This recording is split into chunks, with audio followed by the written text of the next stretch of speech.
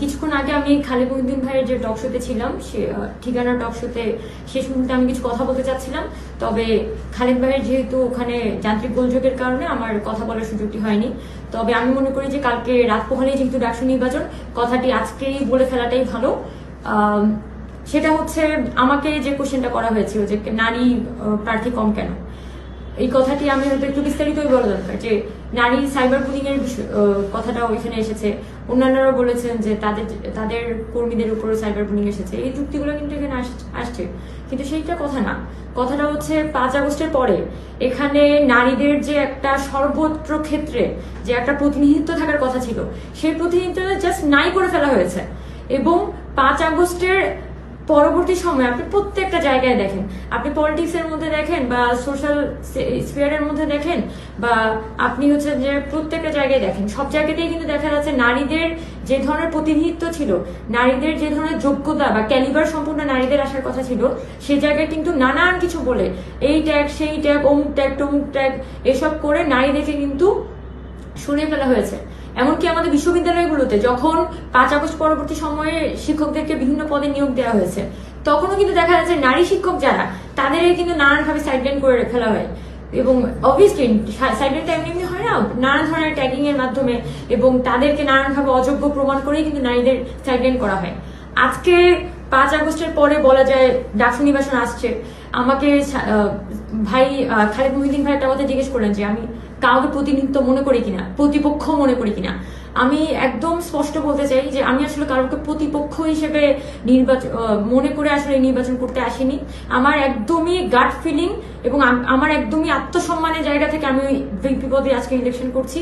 এবং আত্মসম্মানের জায়গাটা এখানে যে আমি জানি আমি 6 বছর কোথায় ছিলাম, আমি জানি 6 বছর এই জায়গায় কি পরিমাণ ফাইট আসলে আমাদের করে যেতে হয়েছে।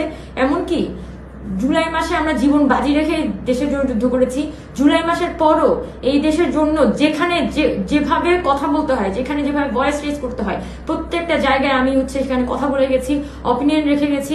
সেটা জুলাইয়ের শহীদদের জন্য হোক, জুলাইয়ের নারীদের জন্য হোক, বা আমাদের জুলাইয়ের যারা রাস্তায় নেমে আন্দোলন করেছে সেই সাধারণ মানুষের ভয়েসের জন্য হোক, প্রত্যেকটা জায়গায় আমি কথা বলেছি।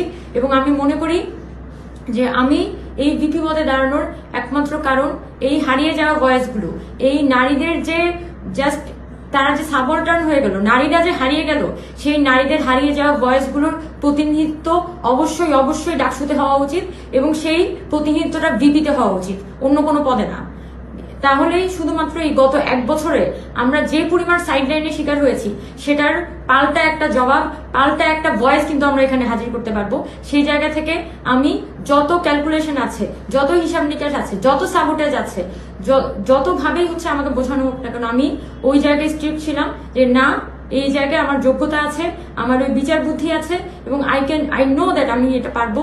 এবং ঢাকা বিশ্ববিদ্যালয়ের নারীদের গত 1 বছরে যে ধরনের বুলিং এর শিকার হতে হয়েছে, যেভাবে তাদেরকে অনবরত অ্যাটাকের শিকার হতে হয়েছে, সেই জায়গায় যদি একজন নারী স্ট্রংলি একটা ভিপিতে না দাঁড়ায়, তাহলে কোনোভাবে প্রতিনিধিত্ব এনশিওর করা যাইতো না।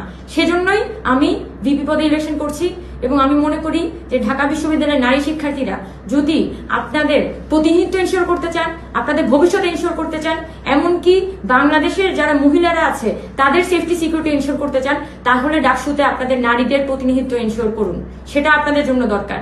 এবং সকল যদি কিন্তু ছাড়া আমি ঢাকা বিশ্ববিদ্যালয়ের নারীদেরকে বিশেষ করে অনুরোধ জানাবো যে এটা আপনাদের পরীক্ষার সময়, আপনারা কালকে ভোট দিতে যাবেন।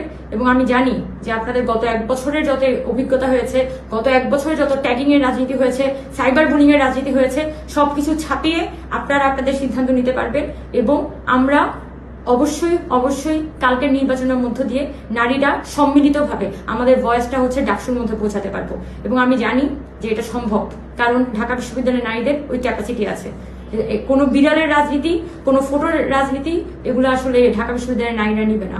দিন শেষে ওই আত্মসম্মান বোধ এবং নিজেকে অতটুকু পরিমাণে তুলে ধরার সক্ষমতা ঢাকা বিশ্ববিদ্যালয়ের নারীদের আছে।